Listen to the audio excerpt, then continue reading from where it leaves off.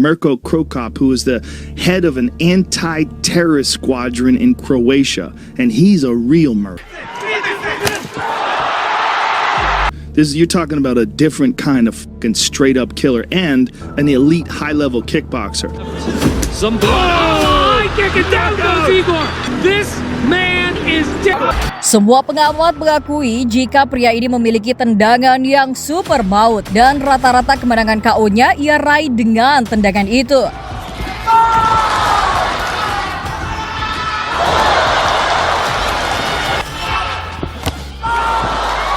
Terhitung dia sudah mampu mengoleksi sebanyak 74 KO sepanjang karirnya. He's one of the hardest kickers ever. And they had different rules for him.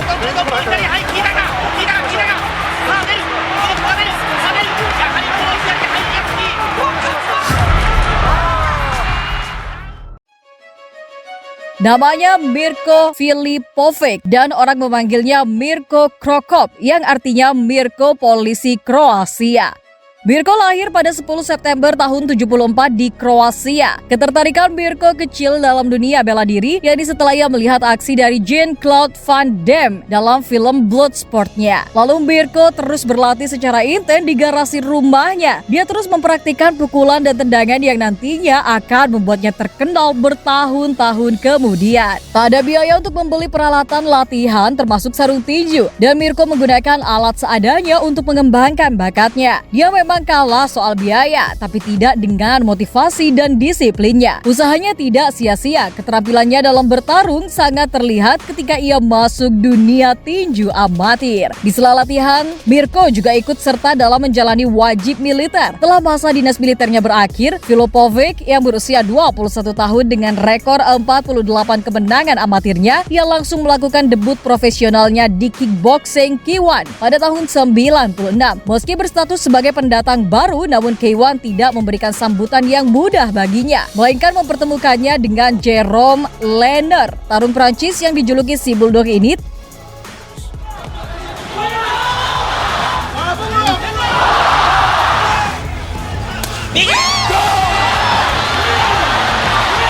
Telah menghajar lawan-lawannya selama bertahun-tahun. Pembunuh berotot ini dianggap sangat berbahaya, sehingga K1 terpaksa memanggil polisi Kroasia itu. Sejak detik pertama, Mirko menyerang dengan kakinya yang mematikan itu.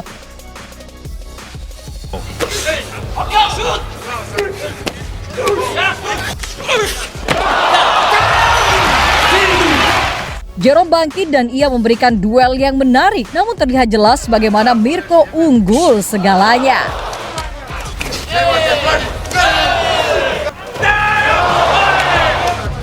Dan semua orang melihat bahwa kemenangan berpihak pada Mirko.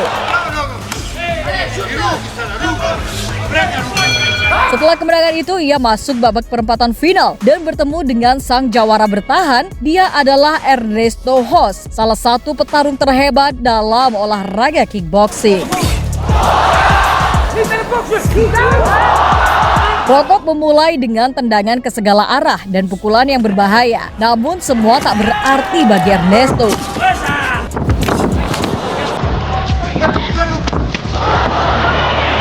Terlihat jelas perbedaan pengalaman kedua petarung itu antara suhu melawan cupu.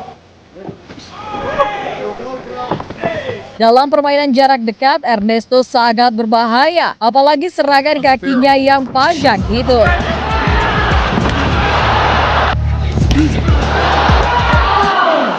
Dan ya, satu tendangan langsung membuyarkan semuanya. Mirko mulai pincang dan terlihat jelas bagaimana rasa sakitnya. Awal yang buruk tidak selamanya berakhir pahit.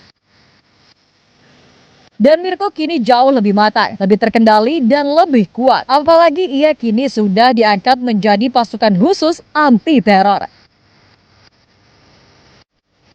Pada tahun 99, Mirko kembali lagi ke K1. Kali ini dia datang dengan bekal yang jauh lebih siap. Dan lawannya yakni pria jangkung, Jan Norge. Petarung Afrika Selatan itu mengharapkan pertarungan habis-habisan dengan Mirko. Namun penembak jitu Kroasia itu melepaskan serangkaian pukulan ke tubuh.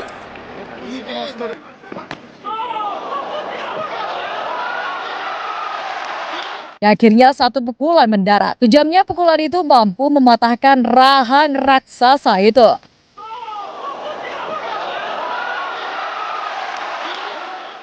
Lawan berikutnya yakni Ricky Nicholson. Seorang petarung Inggris yang lebih kecil itu dengan mudahnya dilumat oleh sang pasukan anti teror.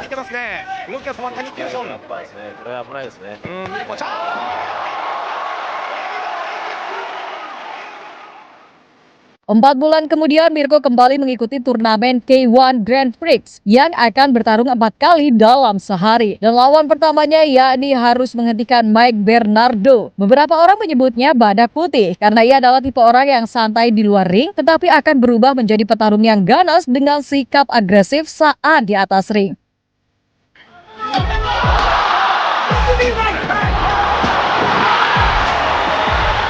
Begitu bel berbunyi, Mirko tak peduli kebrutalannya. Dia langsung melesak maju dan menghancurkannya.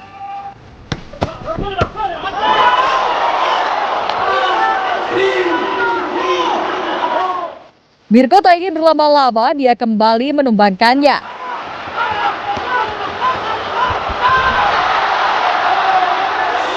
Yang akhirnya serangan ketiga membuat wasit memilih menghentikannya.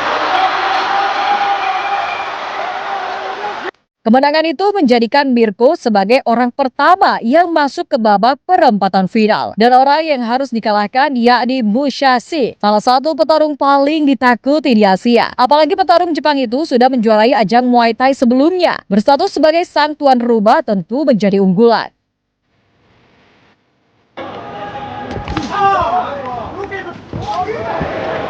Sejak awal Musashi tampil menekan, namun dia lupa siapa yang ada di depannya.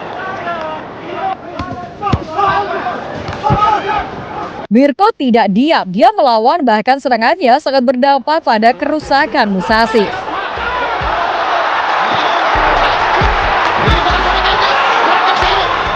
Pria Jepang itu dibuat seperti samsak latihan oleh Mirko. Ada perlawanan yang ada hanyalah pembantaian. Melihat kondisi itu, wasit memilih untuk menyelamatkannya daripada bahaya yang lebih nyata. Sam Greco menyembunyikan kegelisahannya. Dia tahu lawan dalam babak semifinal adalah seorang pasukan anti teror. Sementara Mirko masuk dengan penuh wajah tegang. Apakah dia takut atau khawatir? Tapi yang pasti di atas ring yang menjadi sebuah pembuktian. Sambil berbunyi, Mirko membiarkan tangannya melakukan pekerjaan di awal. Tetapi itu hanya berlangsung sebentar.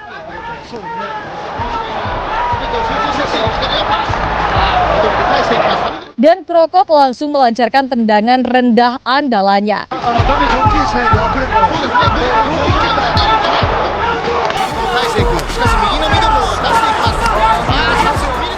Greco terus bertahan dari gempuran itu. Dia tak bisa menyembunyikan rasa takutnya. Dia mencoba melawan, namun petarung Australia itu melukai kakinya sendiri. Adu serangan kaki itu malah membuat dirinya pincang. Jangan bermain-main dengan kaki Mirko. Kakinya memang sama-sama tulang, tapi tulangnya terbentuk dari tulang beton.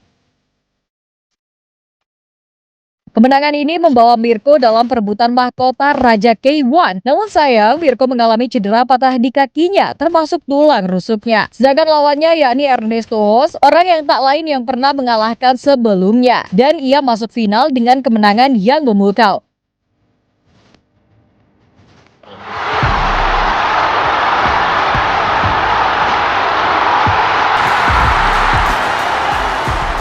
Meski dengan kondisi kaki kanan yang cedera, Mirko mengawali laga dengan brutal.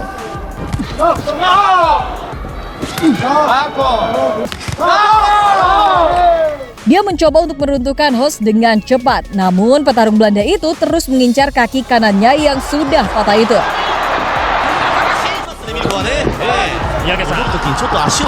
Mirko hanya mengandalkan tinju dan kaki kirinya. Tentu itu bukanlah ancaman nyata bagi Ernesto.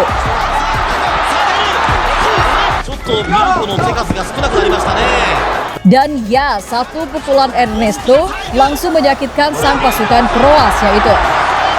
Mirko bangkit, namun ia menambah penderitaannya. Ernesto Hoos masih menunjukkan dominasinya di olahraga kickboxing paling bergengsi ini. Pada tahun 2000, Mirko kembali naik ke arena untuk menyelamatkan reputasinya sebagai sang pasukan anti-teror dan yang menjadi pelampiasan yakni Hiromi Yamada. から右のロー、フライ、当たった、左、さあ、クラブダウンです、アッパーだ、Mirko yang tak ingin namanya kian hancur langsung bermain seperti biasanya. Serangan yang ia bangun sangatlah berdampak hingga membuat Amada langsung tumbang. Tak ada perlawanan, tak ada balasan. Amada hanya bisa pasrah dari ambukan sang Krokop. Dalam kejuaraan K1 Grand Prix 2000, Krokop terkejut. Pasalnya ia kembali bertemu dengan orang yang sama tapi dengan rambut yang berbeda. Amada sudah tahu bagaimana cara melebakkan Mirko. Namun Mirko lebih cerdik. Dia juga tahu bagaimana cara mengalahkannya.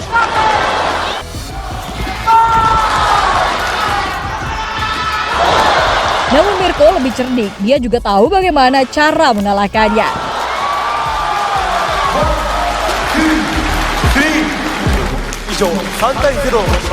Di malam yang sama, Mirko dipertemukan dengan Glaube Feitosa, pria jangkung asal Brazil. Meski lebih besar, namun malam itu Mirko menjadikannya sebagai samsak hidup. Pejuang Brazil itu hanya bisa pasrah dari pembantaian yang tiada akhir.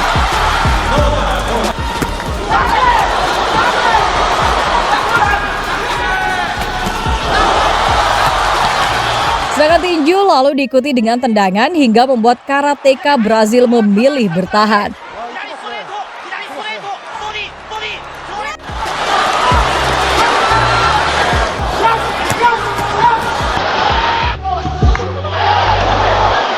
Kemenangan ini membawanya ke babak selanjutnya, namun kaki Mirko kembali kambuh. Dan lawannya yakni Mike Bernardo, orang yang sudah ia kalahkan sebelumnya.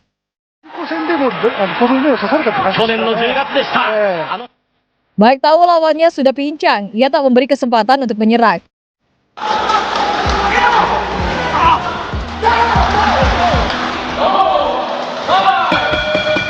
Dan ya, Mirko harus menyerah daripada kakinya nanti kian parah. Di tahun itu pula Mirko mendapatkan pengalaman yang luar biasa. Ia bertemu langsung dengan pemilik tendangan yang paling mematikan. Dia adalah Andy Hug. Dan sampai saat ini belum ada petarung manapun yang mampu menyamai kekuatan tendangannya.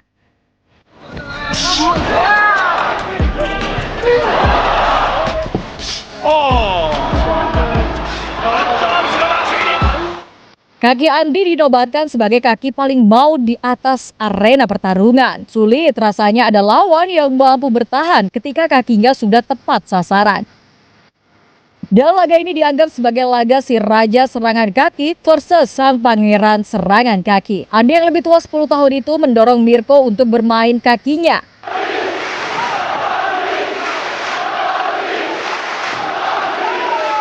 Sautan penonton terus bergema sepanjang laga. Mirko mengkombinasikan antara tinju dan kakinya.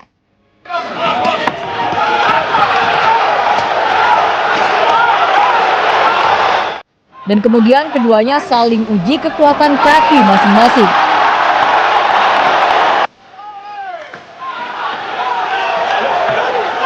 Duel dua raja serangan kaki ini dianggap sebagai laga terbaik dan tak pernah terlupakan dalam sejarah kickboxing.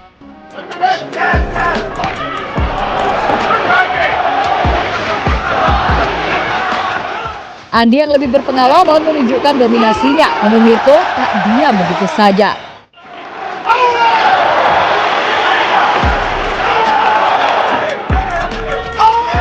Pengalaman Andy tak bisa disembunyikan, dominasi sepanjang ronde masih mampu memenangkan laga ini.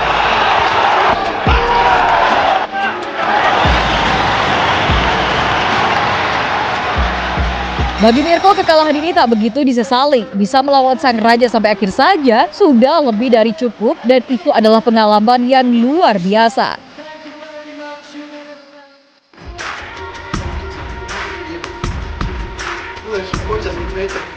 Dan di tahun 2000 itu Mirko juga mencoba tantangan lain, yakni ia bergabung dengan MMA dan di promotor yang sama yakni K1. Dan lawan pertamanya yakni Kazuyuki Fujita, seorang petarung yang memang ahli dalam gaya gulat. No, he's doing it. He's walking the wrong way. He's out. Meski lawannya lebih berpengalaman, namun Mirko tak gentar dan ia melawan dengan gulat yang baru ia pelajari.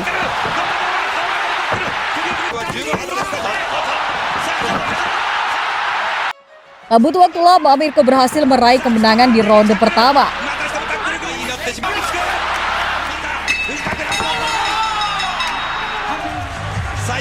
Selama 2 tahun penuh itu, Mirko belum tersentuh kekalahan.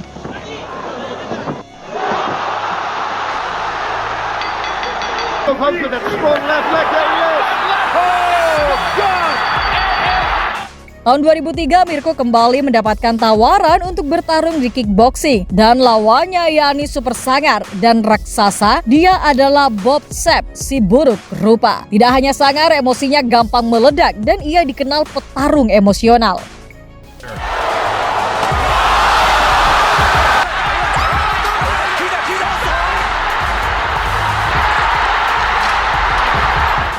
Menang postur dan berat badan, Bob Sapp dengan percaya diri maju dan terus menggempur Mirko.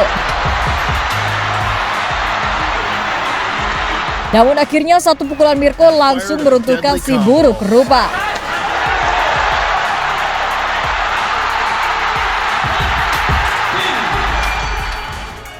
Remy Bonjasky adalah salah satu lawan terberat yang pernah Mirko hadapi. Bonjasky bukan hanya sekedar petarung yang datang hanya untuk menang. Dia membawa misi jelas, yakni membuat lawannya tertidur.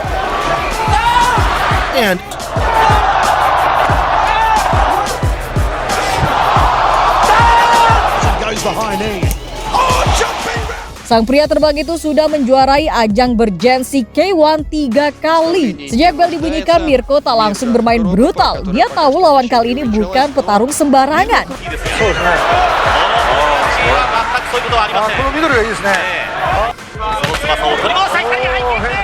Namun sekali serangan mampu membuat Remy sedikit goyang.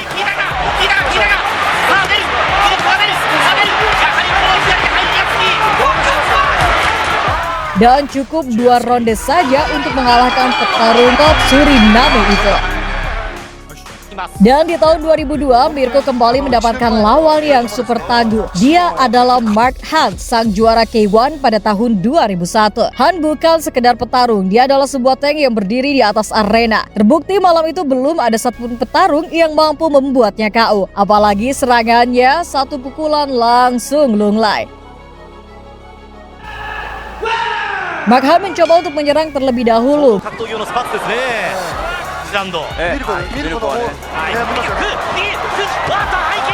Mirko lebih tenang, dia tahu lawannya sangat tangguh. Dia tidak mengincar KO karena sangat mustahil membuatnya KO. Namun upayanya terus ia lakukan untuk meruntuhkan manusia tank itu.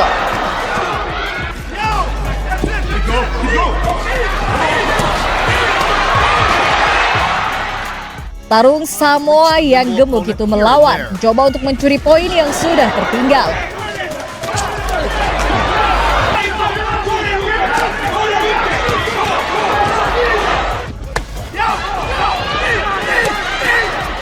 Mirko mengungkapkan bahwa pukulan Mark Hunt seperti ditabrak truk tronton. Sekuat tenaga, Mirko mengeluarkan semuanya, namun belum mampu untuk meruntuhkannya. Memang, tank Samoa itu sangatlah tangguh. Hingga akhirnya, satu tendangan dengan telak menyambar. Tank Samoa runtuh dan itu adalah untuk pertama kalinya ada orang yang mampu merobohkannya. Mirko meraih kemenangan yang luar biasa. Tak ada yang percaya sang tank mampu diruntuhkan dengan tendangan kilat sang pasukan anti teror.